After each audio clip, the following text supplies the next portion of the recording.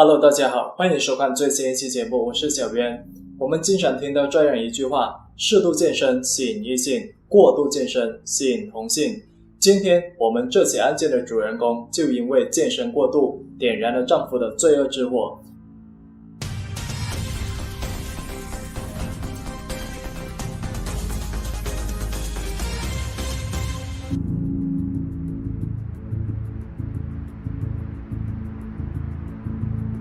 故事还得从美国德克萨斯州的韦瑟福德市说起。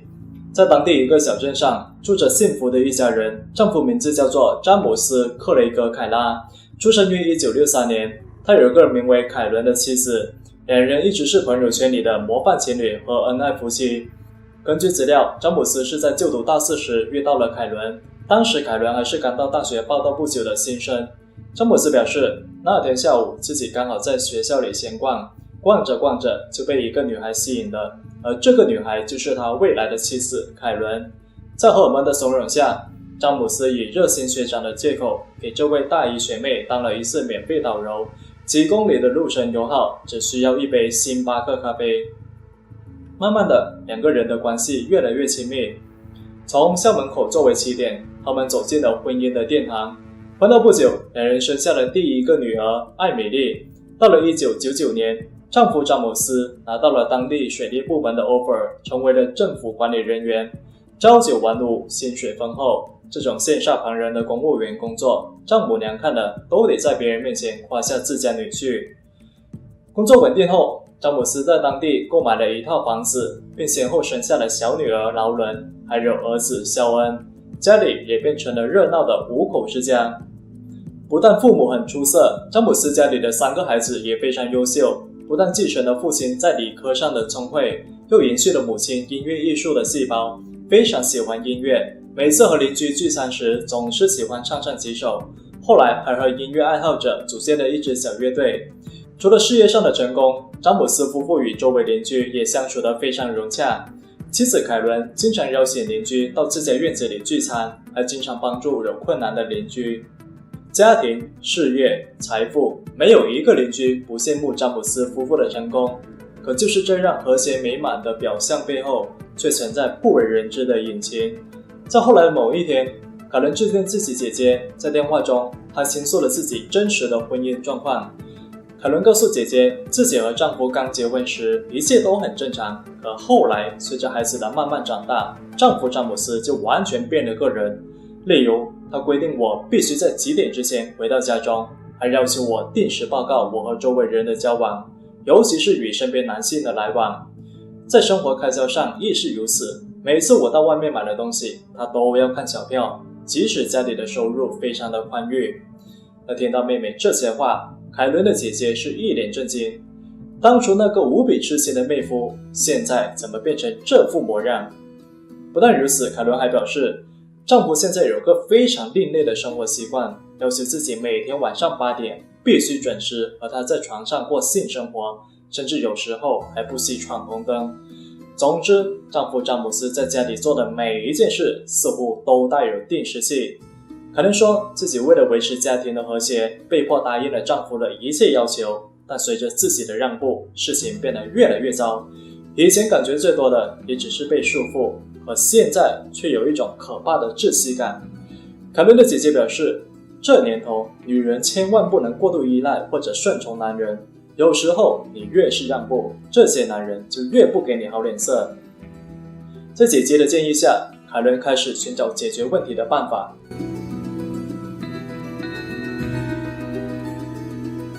由于在白天时3个孩子都在学校学习，所以凯伦并不是很忙。在一次偶然机会中，她决定利用白天的空闲时间去住所附近的健身房锻炼。虽然健身房的会员费对丈夫的年薪来说就是9牛1毛，可是在她极强的控制欲面前，这笔费用简直是重于泰山。凯伦本以为丈夫会反对自己去健身房锻炼，不过让她惊讶的是，丈夫竟然同意了。只要她按时回家照顾孩子，那都不是问题。当然，会员费得由凯伦自己搞定。由于结婚之后就变成了全职家庭主妇，所以凯伦并没有工作收入，加上平时的生活账单都是丈夫支付的，所以凯伦惊讶地发现自己一时之间居然连比健身房的会员费都凑不齐。为此他只能利用自己的厨艺向社区邻居出售自己烘焙的面包等食物。很快他就解决了会员费的问题。也许凯伦是把从丈夫那里受到的气全部撒在了健身房里，所以很快她的身体素质便提了上来，肚子上的赘肉也是越来越少，身体的曲线呢也是越发明显。一段时间后，凯伦甚至还被聘请为健身教练，开启了自己的私教生涯。然而正如小圆在开头中所说到的，健身过度往往会吸引同性，而凯伦就是如此。有一天在健身房里，凯伦遇到了桑尼里斯，健身房里另外一位私人女教练。从那以后，他们经常一起锻炼，交流彼此的健身心得，后来甚至还发展成同性恋情。凯伦的姐姐告诉记者，她认为妹妹和桑尼的关系并不是同性恋，妹妹凯伦只是刚好遇到了一个关心她而且不想控制她的外人，妹妹只是在情感上对桑尼产生了依赖。但俗话说得好，纸是包不住火的。凯伦知道她必须向丈夫坦白一切，而在正式开口之前，她已经接受了最坏的打算。如果丈夫实在无法接受，那就只能分居或者离婚。不过令她震惊的是，丈夫似乎一点都不介意，他甚至还鼓励妻子继续保持和同性伴侣桑尼的关系，这让凯伦觉得非常的震惊。要知道，对于有变态控制欲的丈夫，在这么大的事情面前，丈夫居然表现得如此随意。而另外一边，获悉女友丈夫的态度后，桑尼也是非常的开心。白天时，两人在健身房里一起挥汗如雨，晚上回家后则继续纠缠不已。就这样，两人过了一段无羞无臊的生活。可没过多久之后，让凯伦担心的事情还是发生了。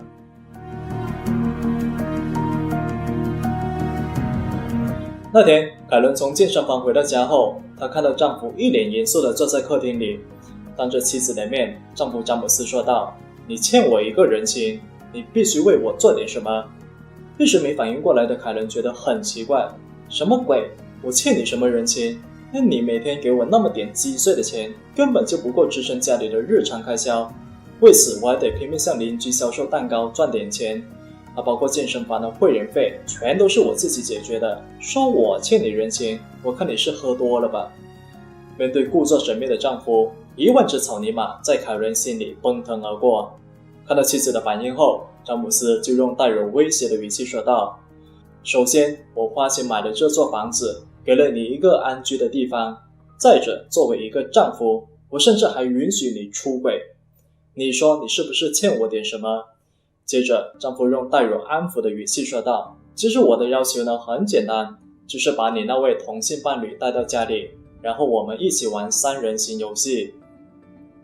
丈夫的话音刚落，妻子凯伦就直接拒绝了这个要求。她表示自己只想和桑尼独处，至于你所说的3人运动，你想都不要想。妻子的决绝让詹姆斯感觉到非常的生气还有尴尬，他对妻子大声怒吼：“你要是不答应，那以后你们2个人就别想再见面了。”而不同以往的是，这一次妻子凯伦丝毫不把丈夫的威胁放在心上，只要一有空，她就会和桑尼待在一起。一段时间后，詹姆斯就认为停止这一切的最好办法就是搬离这个小镇。他知道妻子非常爱自己的孩子，只要用孩子作为筹码，自己就能困住妻子，隔断他和情人的来往。后来詹姆斯就开始寻找其他地方的工作机会。一段时间后，密苏里州的哥伦比亚的一个公共管理部门就接受了他的简历还有求职。虽然新岗位的待遇比不上原来的岗位，但是只要能够达到自己的目的，詹姆斯是完全不介意。2008年6月时，詹姆斯就带着全家人搬到了新住所，他希望一切都能够恢复正常。此时，妻子凯伦和他情人桑尼相距有700多英里，他认为妻子很快就会和桑尼一刀两断，因为不是谁都能够忍受得了异地恋。但是事实远非如此，凯伦和桑尼还继续保持着联系，短信、电话、邮件，2个人还经常偷偷见面一起玩耍。而因为这件事情，詹姆斯和妻子凯伦陷入了长时间的冷战。有时候就算他成功把妻子推倒在床，可妻子从头到尾都是一声不吭，一动不动。2008年12月31号，为了庆祝跨年夜，詹姆斯带着家人回到了韦瑟福德市参加派对。他以前的许多邻居也参加了派对，包括妻子的同性情人桑尼。而在派对期间，有些客人看到桑尼和凯伦两人的行为明显已经超出了普通的朋友关系。一传十，十传百，很快凯伦和桑尼之间的关系就变成了公开的秘密。此时的詹姆斯还以为周围人都不知道，直到有人委婉地提醒他后，他才感到无比的羞愧。派对之上，詹姆斯直接和妻子大吵起来，一直持续到他们离开。凯伦被丈夫用力推了一下，导致她的头直接撞到了墙上。原本是喜庆的跨年夜，却临时插播了詹姆斯夫妇的闹剧，每个人都在议论着他们三个人之间的关系。新的一年还没有到来，已经无比风光的詹姆斯夫妇就亲自给邻居送上了一个年度大瓜。几天后，再也无法忍受丈夫行为的凯伦就正式提出了离婚诉讼。看到妻子铁了心，詹姆斯有点后悔和害怕，因为以前妻子对自己都是百依百顺，可现在妻子的行为却完全逃脱了自己的掌控。詹姆斯打电话给妻子家人和朋友，让他们劝妻子不要和自己离婚。而在得知詹姆斯不肯在离婚协议书上签名后，凯伦的情人桑尼实在看不下去了。2009年1月26号这天，他就给詹姆斯发了一封邮件。在信件中，他这样写道：詹姆斯，你不能强迫、恐吓还有羞辱你妻子，尤其是像昨天你做的事情，你已经深深伤害了她，她已经没有办法像以前那样爱你了。凯伦现在之所以还会同意和你住在一起，是因为她不想伤害孩子，她知道一个完整家庭对孩子成长的重要性。你和凯伦婚姻的最大问题就在于你这位曾经深爱你的妻子现在已经不爱你了。而桑尼之所以会写这封邮件，主要目的是想劝詹姆斯放手，把一个没有感情的人困在你手中的牢笼里，你是永远得不到快乐的。而面对桑尼有点咄咄逼人的口气，詹姆斯可以说是一肚子火。2个月后，情况进一步恶化，詹姆斯和妻子的争吵直接就变成了肢体上的冲突。期间，詹姆斯还被警方逮捕。他还告诉警方，自己呢其实是想给妻子一个幸福的拥抱，但是凯伦直接就反驳说：来，看看我身上的淤青，你那叫幸福的拥抱吗？你这种人配有幸福吗？看到丈夫一直不肯认错，凯伦直接带着孩子从家里搬到了外面。几乎是一夜之间，詹姆斯就变成了孤家寡人，他变得越发的暴躁还有反常。2个女儿告诉他，他们已经接受了母亲的同性情人桑尼，并且为母亲的决绝感到高兴。听到这话，詹姆斯觉得自己被2个女儿彻底背叛，他不想再与2个女儿有任何关系，只想见到儿子。和妻子分居后，詹姆斯开始跟踪还有监视妻子，甚至趁着妻子不在家时，偷偷进入她的住所，安装针孔摄像头，并且偷偷查看妻子和别人的邮件往来。除了这些事情，暴躁的詹姆斯还经常割破妻子轿车的轮胎，扯断妻子住所外面的电话线。因为这些事情，詹姆斯是越来越没心思工作，一次又一次在上班期间擅离职守，最后直接被上司炒了鱿鱼。而在与妻子分居期间，詹姆斯每个月都得支付$3000的抚养费，这对失去工作的他来说确实是笔不小的支出。而为了省钱，他直接搬到自己父母住所，和他们住在一起。2009年感恩节时，凯伦带着同性情人桑尼以及2个女儿在姐姐家里一起度过了假期，而10岁的儿子肖恩则与他父亲詹姆斯待在一起。由于3个孩子刚好同时放假，所以凯伦就打算带他们去探望多罗西，他们89岁的外祖母。11月29号星期六这天，当地警长办公室突然接到报警，有个民众说看到有个男司机严重超速行驶，而且离开前一直偷偷摸摸，看起来很像是小偷。而在接到这个电话的几分钟之后，警长又接到了一个电话，不过这一次他听到的事情严重程度远远超过了他的预料。一个10几岁的男孩报警求助，说自己祖母家里发生了枪击。电话中男孩的语气非常惊慌。来到现场后，探员走进了房屋，他们第一个看到的人就是89岁的多罗西。当时他躺在厨房地板上，身旁还有大片血迹，不难看出他遭遇了多次枪击。虽然他还活着，但与死神的距离只剩下一口气。他告诉探员，这一切都是女婿詹姆斯干的。而接着在餐厅里，探员发现了凯伦，他同样遭遇到了枪击，而在探员赶到时已经没有了生命体征。18岁的女儿艾米丽则被发现躺在客厅的沙发后面，她也被枪杀身亡。随后探员听到楼上传来了微弱的求救声，是凯伦另外一个女儿劳伦。劳伦挣扎着说道，开枪的人是我的父亲詹姆斯。虽然医护人员第一时间把劳伦送到了医院，可最终还是抢救无效。一屋四命，89岁的丈母娘，44岁的妻子，2个18岁和16岁的女儿全都惨遭詹姆斯的射杀，而唯一活下来的只有他10岁的儿子，因为儿子没有离开他和妻子住在一起。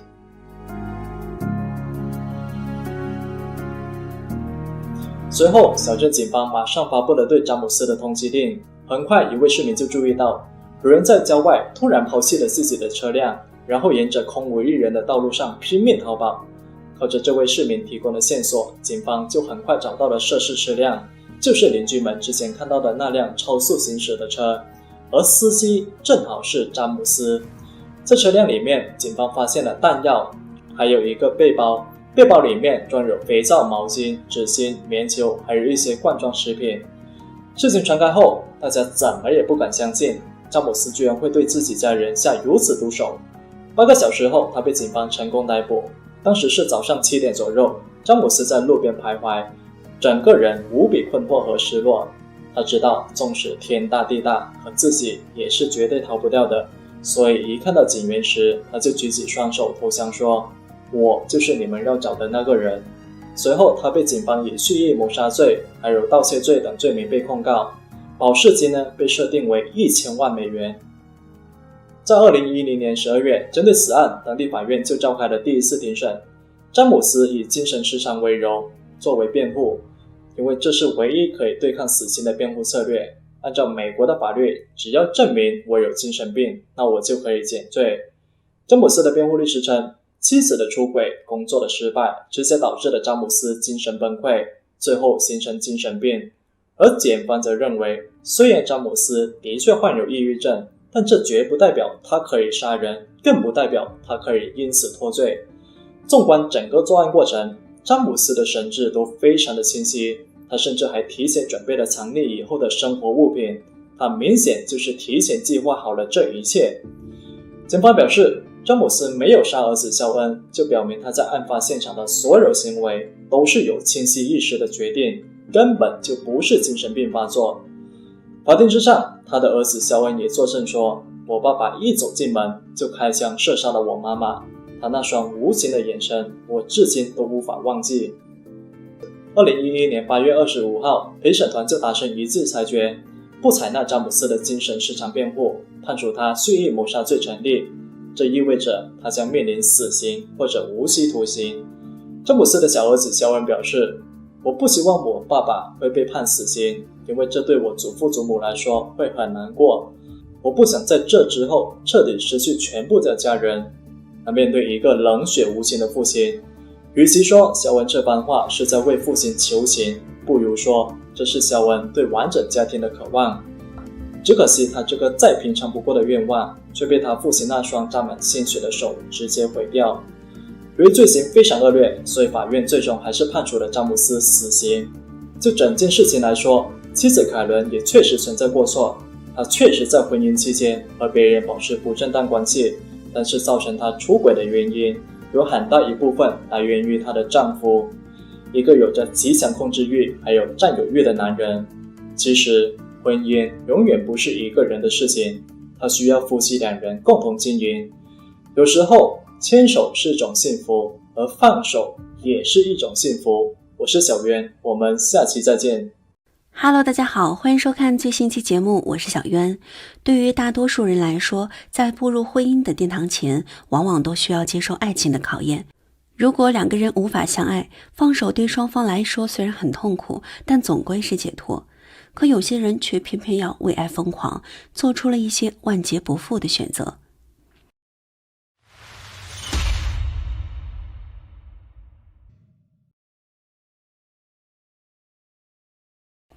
案件发生在中国湖北省的武汉市。2015年1月19日，当地武汉工程大学的某个办公室迎来了几位陌生面孔，其中2位是该校27岁女研究生陆阳的父母。他们表示现在情况非常紧急，必须马上找到女儿。很快，女孩的导师就带着他们来到学校某栋民房的一个单元门前，可无论怎么敲门，一直没有人应答。无奈之下，几人只好破门而入，可一开门就看到了惊悚一幕。浑身是血的陆阳躺在地上一动不动，脖子还被一条绳子紧紧勒住，嘴巴和鼻子上被人用胶带封住，头部还被人用钝物击打。被发现时已经没了脉搏。看到女儿这副模样，女孩的父亲直接跪倒在地，母亲更是仰天痛哭。与陆阳父母随行的2个朋友，一人马上为陆阳实施心肺复苏，一人负责解开脖子上的绳子和口鼻上的胶带。案发宿舍回到现场，在发现陆阳遇害后，校医很快来到现场，随后救护车刺耳急促的警笛声更是直接撕碎了学校的宁静。发现陆阳的民房立即围起了数圈人群，大家怎么也不敢想象学校里居然会发生这样的事情。在进入 ICU 后，情况十万火急，手持镰刀的死神正在徘徊在这条脆弱的生命旁。医院抢救室外，陆阳的母亲的眼泪一直就没停过，周围的人不停地安慰，可对于他来说，此时再多的安慰也比不上女儿的平安。更让人无奈的是，就在女儿出事的前几天，陆阳母亲的姐姐刚刚被诊断出患有结肠癌。几乎同一时间，2位至亲都面临着生死的考验。在被送进医院后的72个小时，陆阳一直处于昏迷状态。他父母此时的状态就好像是站在悬崖上。到了2月3日，也就是陆阳遭遇重创的4天后，医护人员终于把他从死神身边拉了回来。可不幸的是，陆阳因为脑内缺氧窒息时间过长，导致他脑细胞死亡，头部由于受到钝物重击导致神经受损，右边的肢体直接瘫痪。当接过医生的诊断报告时，陆阳的母亲直接瘫倒在地上。诊断报告只有几张纸的重量，可上面每一个字却有1000斤的重量，把陆阳的父母压得将近窒息。他们就如同把一把把尖刀在环绕27岁陆阳这个名字的同时，也深深刺向了陆阳的父母。短短10几天时间里，陆阳的父母就花费了10几万医药费。医生告诉他们，孩子虽然活了下来，但他以后的一生可能没法像正常人那样活动了。考虑到自身的经济状况，医生建议他们转到神经科继续治疗。而此时已经接近春节，大年30，无数家庭团圆庆祝新年之际，陆阳的父母却只能在医院陪着女儿，24小时轮流给女儿按摩，缓解女儿身上的疼痛。因为女儿的左脚每隔一段时间就会抽搐，抽搐时左脚的关节无法弯曲。与此同时，因为神经受损非常严重，陆阳在当时的语言功能受到重挫。也许当时躺在床上的陆阳心里肯定有很多话要说，想安慰爸爸妈妈不要这么难过，想大声控诉男友的无情和残忍。可自始至终他连一个字都说不出来。在陆阳住院期间，很多同学和老师也多次来医院看望他，在安慰陆阳父母要坚强的同时，也尽了一份绵薄之力。根据资料，案发时陆阳27岁，正在武汉工程大学读研，性格善良，与周围同学的关系也非常融洽。他当天究竟遇到了什么？谁对他痛下了如此凶手，敢在学校里面行凶？事情还得从2015年1月9日说起。因为和相恋8年的男友刘瑞分手，陆阳的心情非常失落。为了转移注意力，他和表姐以及几个同学前往泰国旅游，在1月17日时坐飞机回到了武汉。按照计划，抵达武汉市2天后的1月19号，他会和表姐从武汉一起坐车回到黄石市，主要是为了看望住院的姨妈，因为姨妈被确诊患有结肠癌，需要做手术。然而在当天上午时，陆阳告诉表姐自己有一件事情要处理一下，处理好这个心结后会与其会合。可当天中午，表姐发现一直无法联系上表妹。按照计划，她先来到火车站，可在发车的前半个小时依然不见表妹人影。越来越不安的她觉得肯定是发生了什么事情，于是便致电表妹的母亲，说表妹要去了结一个心愿。听到这话，陆阳的母亲明白了一切。她知道女儿说的这件事就是和前男友刘瑞的事情，女儿不可能会一直不接电话，除非遇到了不测。陆阳的母亲不断联系女儿的前男友，可对方一直不接电话。当天下午4点多时，她和丈夫以及另外2位好友赶到了女儿所在的学校，同时也是女儿男友所在的学校——武汉工程大学。可让他们万万没想到的是，打开门之后就看到了惨烈的一幕。警方发现，把受害者折磨成这副模样的人，正是与她谈了8年的男友刘瑞。案发6天后，警方成功将其逮捕。说到这里，大家肯定会觉得不可思议，已经和女友相恋8年的男友刘瑞，居然会做出如此施暴行为，还是个有高学历的研究生，两人之间究竟发生了什么矛盾呢？根据资料，两人此前就读于同一所中学。中学时期，女孩陆阳就喜欢上了刘瑞，偷偷暗恋了他2年。高考后，陆阳就主动告白，和对方成为了恋人。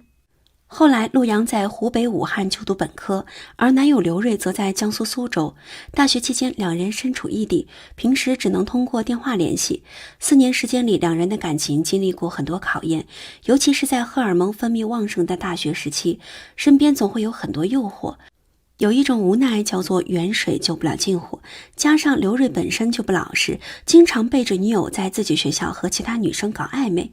以至于两人每隔一段时间就得吵一次架。刘瑞本科毕业后选择继续攻读研究生，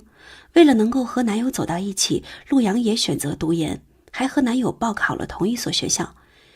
虽然最后男友成功被录取，但陆阳却以几分之差名落孙山。作为过来人，陆阳的母亲也多次劝女儿，爱一个人虽然是没错的，但同时妈妈也希望你明白，天下优秀的男孩还有很多，如果真的不适合，那你没有必要把自己的爱全部放在一个人身上。母亲的本意并不是希望自己女儿可以为他找个金龟婿，而是因为她知道刘瑞这孩子心思比较重，有时候会比较固执，而自己女儿性格比较偏软弱，不太懂得好好保护自己，就怕将来女儿将会被男友所伤。可不管母亲怎么劝说，陆阳依然十分固执，就好像这辈子就认定刘瑞一人。因为陆阳是家里的独生女，所以母亲也只能就此作罢，只要女儿开开心心幸福过完一生，那就是她最大的心愿。虽然陆阳非常痴心，但男友的母亲似乎并不怎么喜欢他。在一次交谈中还说现在学历非常重要，暗示儿子的女友，你一个本科生跟我儿子有差距。为了能够和男友在一起，陆阳再次报名了研究生考试，一番努力后成功被武汉工程大学环境与工程专业录取，也就是男友所在的学校。至此分别4年后，两人又走到了一起。到了2015年，陆阳即将研究生毕业，这意味着她和男友的相恋也到了谈婚论嫁的时候。一番商量后，两人计划在2015年领证结婚。按照中国人传统的观念，要结婚最起码都得准备一套房子。但对于刚毕业不久的刘瑞来说，他的存款根本不够钱付首付，只能向父母寻求帮助。起初按照两家人的约定，男方负责房子首付，装修则是女方负责，剩余的贷款由小两口一起承担。平心而论，这个方案对于两家来说非常公平。可没过多久，两家人就产生了分歧。刘瑞的父母坚决不同意在房产证上加陆阳的名字，这让陆阳的家人非常生气。我把自己唯一的女儿托付给你们，你们刘家却连基本的保障都不肯给。况且我们已经答应负责房子的装修，于情于理房产证上都应该加上我女儿的名字。因为这件事情，两家人闹得非常不愉快。可无论如何，刘瑞的父母就是不同意陆阳家人的要求，说这事儿没得商量。因为房产证名字的问题，陆阳和刘瑞两个人原本就存在的矛盾被瞬间放大。记者采访时，陆阳的同学透露，陆阳在和刘瑞相恋的8年时间里，他一直都是被迫做出让步的一方，唯独在房产证这件事情上，他觉得男方的做法深深伤害了自己，已经触碰到他的底线。因为这份感情让陆阳觉得自己对父母有所愧疚，甚至觉得自己很不孝，多次与父母的意见相背而行。所以这一次，为了自己也为了父母，她拒绝了男友家人这样的要求，并决定和男友一刀两断，终止这段即将步入婚姻的恋情。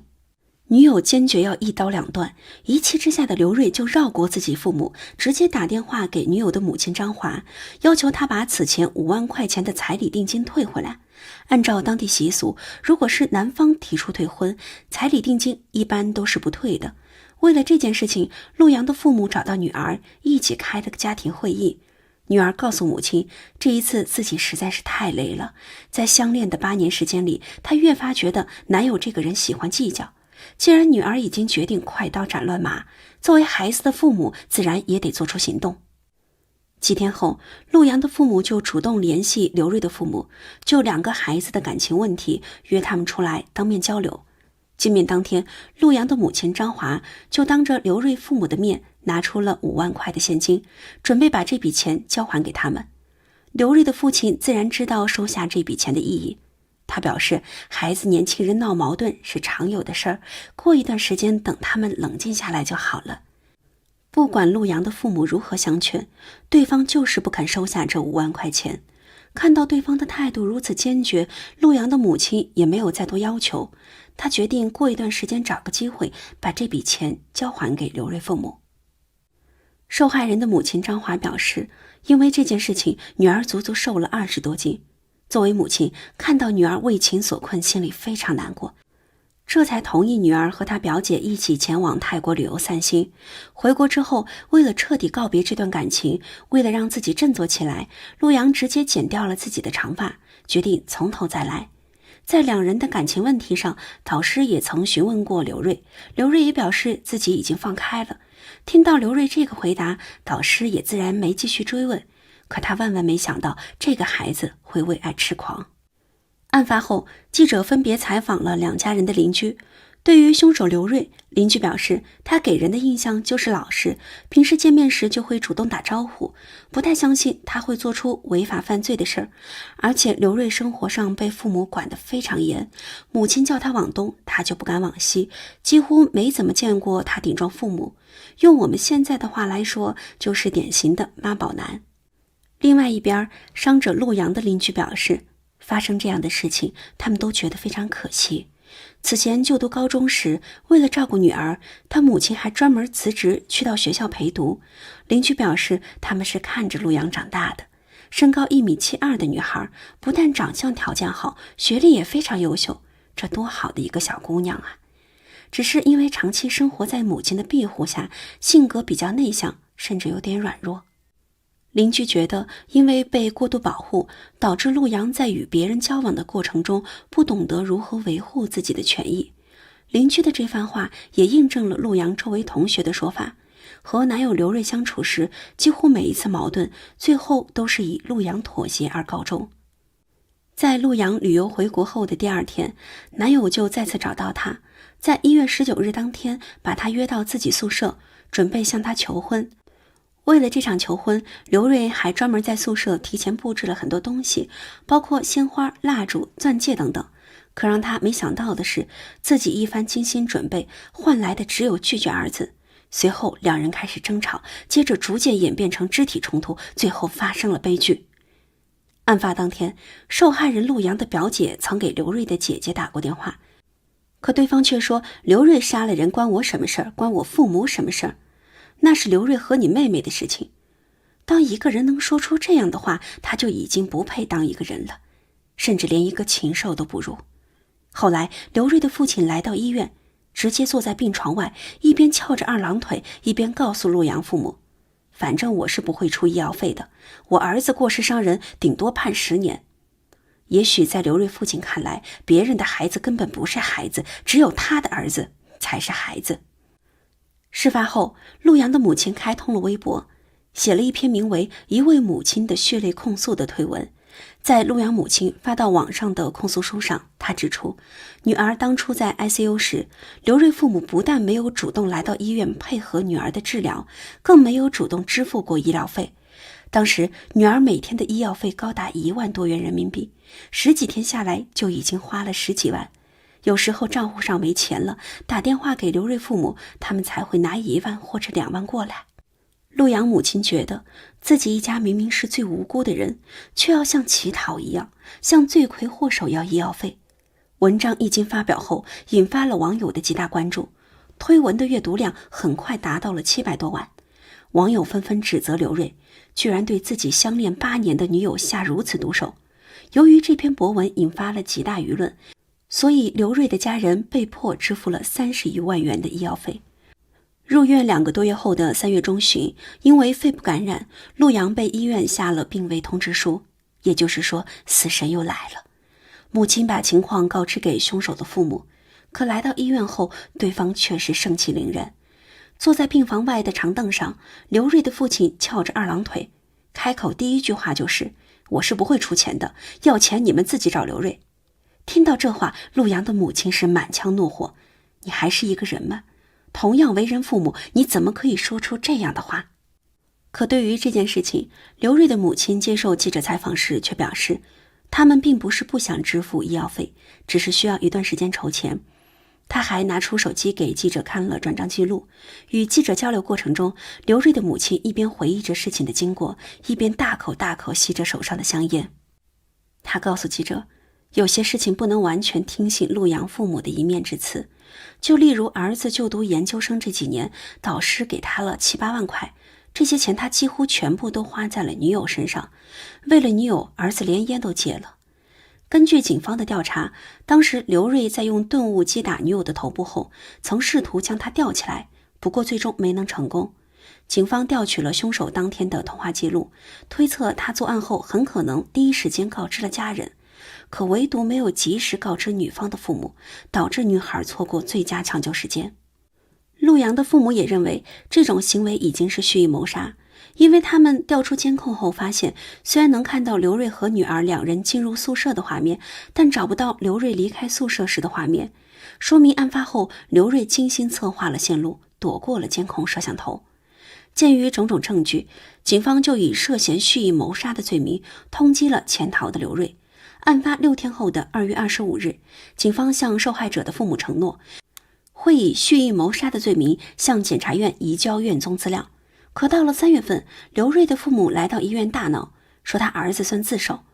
由于警方没有公布卷宗资料，所以具体情况如何我们不得而知。不过让陆阳家人无法理解的，不仅在于刘瑞是否真的是自首这一点，他们发现在后来警方将蓄意谋杀改成了蓄意伤害，警方的解释是害怕嫌犯在潜逃过程中会畏罪自杀。陆阳的家人认为，有充足的证据显示，案发后刘瑞家人一直协助他逃跑，他们需要为包庇罪犯接受惩罚。在庭审过程中，受害者的家人一直认为公诉人在偏袒刘瑞，一直用几个大脑空白引导刘瑞。更让他们无法接受的是，检察院的公诉人最后是以杀人未遂而不是蓄意谋杀的罪名起诉。虽然陆阳侥幸活了下来，但留下的却是一辈子的伤痛。在女儿生命垂危之际，男友不但没有及时报警求助，还联合家人一起隐瞒真相，将女儿锁在宿舍数小时。如此罪行岂止是杀人未遂？如果陆阳没有遭遇不测，那在5个多月后，他也会成为一名白领。他的母亲也将开始新的生活，偶尔在公园散散步，和广场大妈跳跳舞，不用多久还能抱上孙子。可一切都没有如果。每次走在外面，看着和女儿年纪相近的年轻人，陆阳母亲的眼泪总是忍不住掉下来。我现在50岁了，我至少还有20年。这20年间我还不能病，我要是走了，女儿才40多岁，她的后半生该怎么办？罪魁祸首被判了10年，可恶魔留下的伤痕却远不止10年。爱情既可以是天使，也可以是比魔鬼更可怕的魔鬼。而远离魔鬼的第一步，就是远离存在暴力的伴侣。我是小渊，我们下期再见。